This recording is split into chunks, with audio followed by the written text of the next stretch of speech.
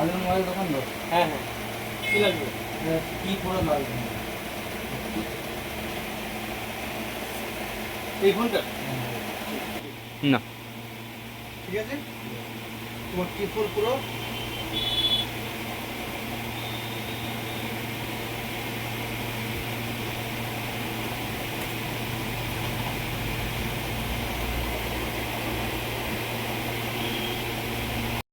এই T4 Pro ফোনটা এই 3 বন্ধু মিলে কিনতে এসেছে, তো 3 জনকে 3টে গিফট।